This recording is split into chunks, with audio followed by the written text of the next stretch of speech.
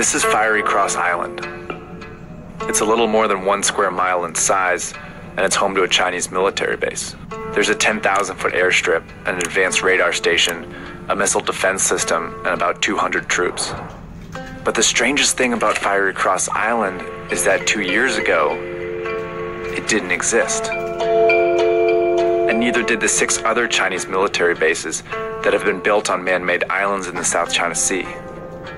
If you look at this satellite image from 2014, you can see huge Chinese ships collecting around remote reefs in the Spratly Islands, an archipelago in the South China Sea. In this image, these ships are rapidly pumping sand and rock up onto the reef. They're building islands. And less than a year later, the Chinese had seaports, air bases, and buildings on their new island, and the world had taken notice. We continue our look this morning at what China does not want you to see. The superpower is reclaiming land.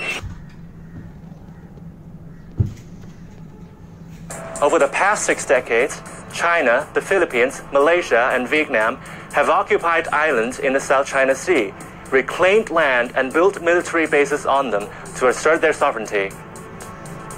China's efforts on this front have been the most aggressive. According to the US government, since 2014, China has reclaimed more than 3,000 acres in the Nansha or Spratly Islands. Take a look at the satellite images of Yongshu or Fiery Cross Reef. It was a sandbank in August 2014, but by June 2016, it had been transformed into a seaport with an airstrip. China says its reclamation projects are to meet their civil and defense needs. But the US, which has allies in the region, has accused China of being a bully. It has said China is reaching too far, too fast, and militarizing the islands. In response, beyond just this, the history of Australia and the history of the US are eerily similar and interlinked. The two countries' foundings are offset from each other by 180 years, but parallel significantly.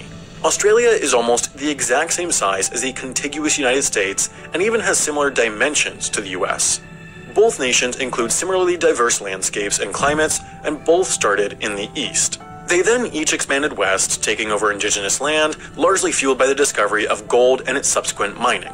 While the scale is obviously quite different, both nations were quite isolated by distance to the European world, although close to a number of other European colonies.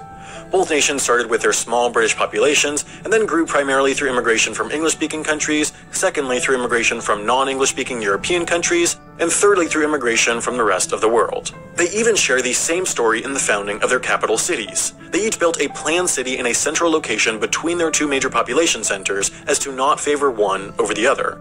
The similarities go on, but the point is that Australia and the US were largely dealt the same cards, but got vastly different results. The US quickly developed into one of the most politically, economically, and socially powerful countries on Earth, with a population well over 300 million. Australia, however, never grew into more than a small regional power with a small population of just 25 million. Now, Australia is no doubt a highly successful nation.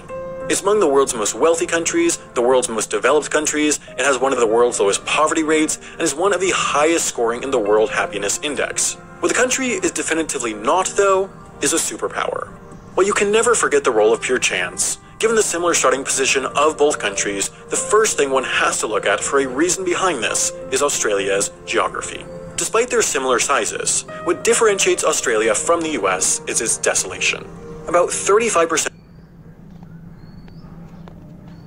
At least $3.4 trillion worth of trade passes through the South China Sea annually, accounting for a third of the global maritime trade. In various parts of the sea, there is promise of crude oil and natural gas beneath the seabed, while other areas hold rich fishing grounds. But the sea is also loaded with distinct hazards and choke points such as straits, reefs, smugglers, secessionists, and so on. On top of everything are the political boundaries of the nearby coastal states. No fewer than 7 countries have maritime claims in the South China Sea, each overlapping the other. But one state in particular makes the most daring claim.